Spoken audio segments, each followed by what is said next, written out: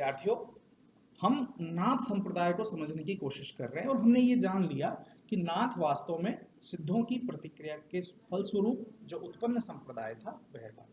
इन लोगों की साधना पद्धति जो थी वो सिद्धों के बिल्कुल विपरीत थी।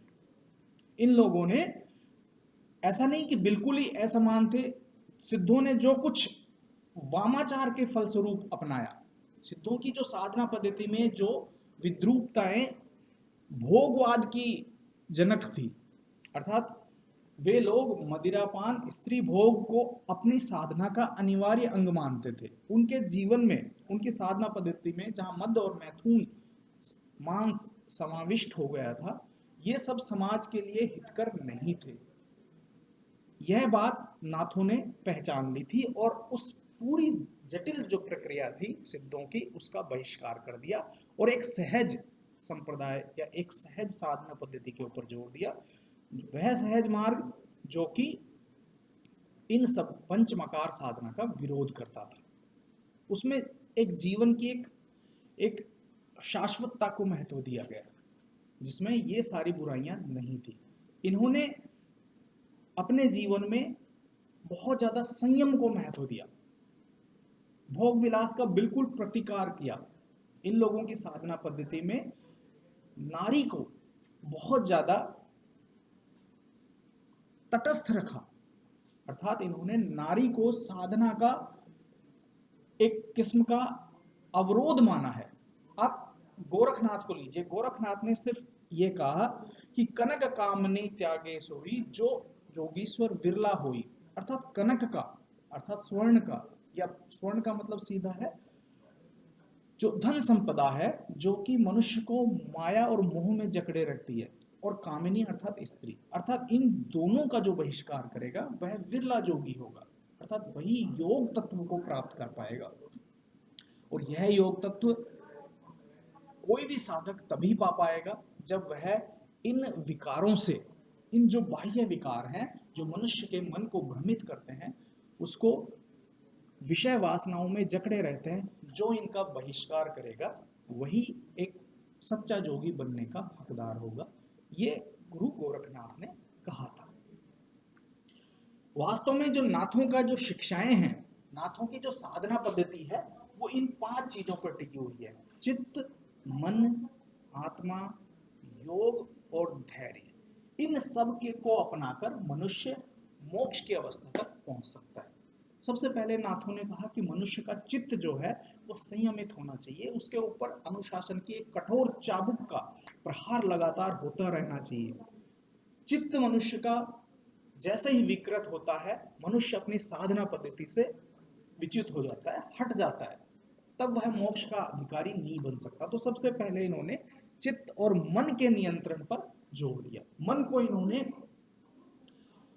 बहुत ज्यादा नियंत्रण की आवश्यकता बताई है। मन ही वह है जो मनुष्य को विषय वासनाओं में जकड़े रहता है। इन दोनों पर अगर नियंत्रण पा लिया जाए तो मनुष्य की जो आत्मा है वह दाग रहित हो सकती है, अर्थात मनुष्य जो है वो स्वच्छ हो सकता है, उसकी आत्मा जो है वो निर्लिप्त हो सकती है, वह आत्मा जो है वो बेदाग हो सकती है। इसके अलावा इनकी जो साधना पद्धति थी उसमें संयम तो था ही था, संयम महत्वपूर्ण था, विषय विकारों का प्रतिगमन महत्वपूर्ण था, लेकिन इन लोगों ने अपनी साधना पद्धति में एक और चीज का समावेश किया और वो था योग मार्ग। यह योग जो है वो पतंजलि का हठ योग था। हठ योग जो कि मैंने पिछली उसमें भी बताया है कि हठ योग का अभिप्राय है अपनी पूर्ण शक्ति लगाकर बलपूर्वक अपने इंद्रियों का दमन करना।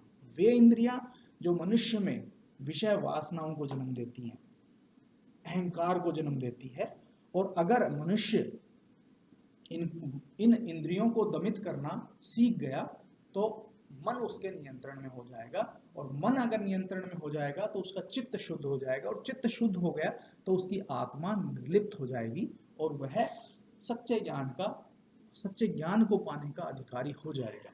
ये इनकी साधना पद्धति की मुख्य विशेषता थी। इन लोगों ने हठ योग साधना पर बहुत ज्यादा जोर दिया है। जितने भी गुरु हुए हैं उन्होंने इस मार्ग को हठ योग साधना के मार्ग के रूप में परिभाषित किया है। अब हम नाथ संप्रदाय की जो विशेषताएं थी उनको देखते हैं कि इन लोगों ने ज्ञान और निष्ठा पर बल दिया है। नाथों ने, या नाथों की जो अवधारणाएं थी, जो साहित्यिक अवधारणाएं थी, इन लोगों ने सच्चे ज्ञान को प्राप्ति पर बल दिया है। ये लोग ये मानते थे कि जब तक ज्ञान नहीं मिलेगा तब तक हम माया को, अर्थात इस सांसारिक जो भ्रम की स्थिति है, इसको पहचान नहीं पाएंगे। और जब तक मनुष्य इस संसार की वास्तविकता को पहचान नहीं पाएगा तब तक वह मोह माया से उलझा रहेगा, माया रूपी आडंबर में उलझा रहेगा और वह साधना का अधिकारी नहीं बन पाएगा। तो सभी नाथों ने माया का निराकरण करने के लिए ज्ञान की प्राप्ति पर बहुत ज्यादा जोर दिया है। इसके अलावा इन्होंने गुरु को महत्व दिया है। इनकी नजरों में गुरु ही सच्चा पथ प्रदर्शक है।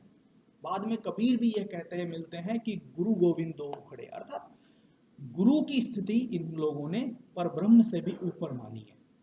और आज भी कहीं ना कहीं हम भारतीय लोग इस परंपरा के अनुगामी रहे हैं कि हमारी संस्कृति में गुरु का स्थान जो है वो गोविंद के समकक्ष माना गया। तीसरी चीज, इन लोगों ने नारी निंदा, यहां पर एक कंट्रोवर्सी उत्पन्न हो जाती है कि बहुत बारी आरोप लगाया जाता है कि नारी की इन लोगों ने भर्त्सना की है। कबीर कहते हैं कि नारी जो है वो है जो भुजंग को भी अंधा कर देती है। अर्थात नारी को कबीर जब हम पढ़ेंगे तो उसमें नारी को क्या बताया है, विषय अपना जो साधना का मार्ग है उसको पथ भ्रष्ट करने वाली कबीर ने स्वीकार किया है। तो इन लोगों की साधना पद्धति में नारी का बहिष्कार किया गया है। इसके अलावा इन लोगों ने विषय वासनाओं का परित्याग अपना प्रमुख हथियार बनाया। नाथों की एक मान्यता थी कि जब तक हम निर्लिप्त नहीं होंगे, विषय वासनाओं में लिप्त रहेंगे, तब तक हम सच्ची साधना नहीं कर सकते। इसलिए इन्होंने सभी अनुयायियों को या साधना पथ के पथिकों को ये सलाह दी है कि हमें विषय वासनाओं से निर्लिप्त रहने की आवश्यकता है, भोग विलास से पूरी तरह मुक्त होकर रहने की आवश्यकता है। और बाद में यह जो साधना पद्धति थी ये शायद रूखी इसी कारण हुई क्योंकि इन लोगों ने एक किस्म का गृह त्याग या सांसारिकता का परित्याग करने की सलाह दी। इनकी नजरों में जो गृहस्थ हैं वो साधना के लायक नहीं है। क्यों?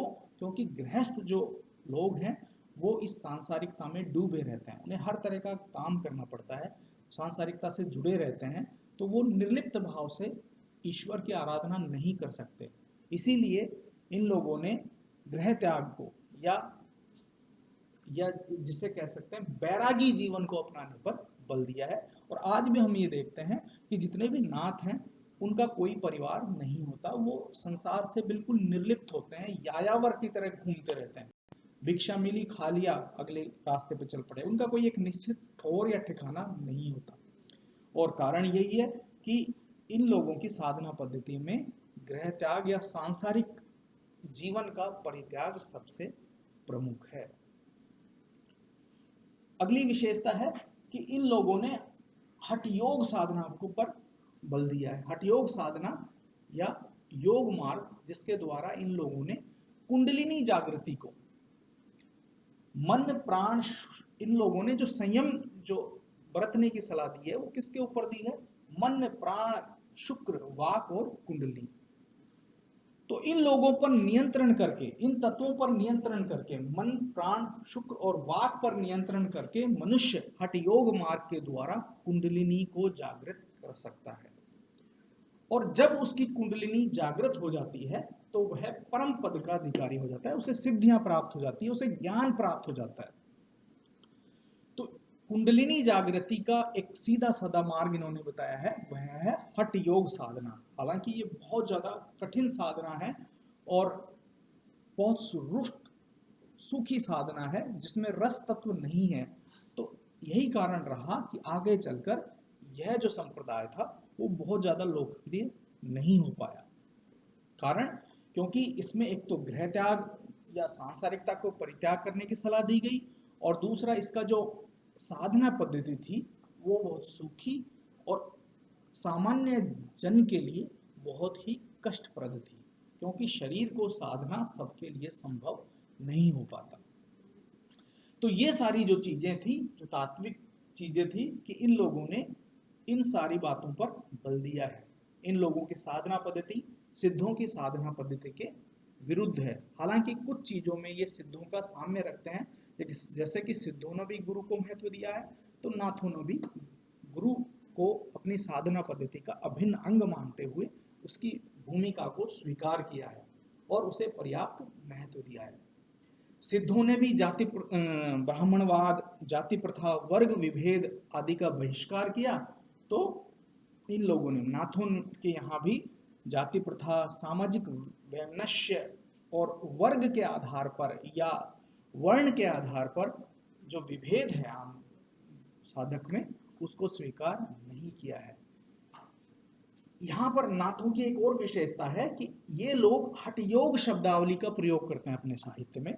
कुंडली, इंगला, पिंगला, मूलाधार चक्र, स्वाधिष्ठान चक्र, सहस्त्रार दल, तो ये सब जो शब्द हैं वह कुंडलिनी जागृति से संबंध रखते हैं और हठयोग साधना के काफी प्रभावी शब्द हैं।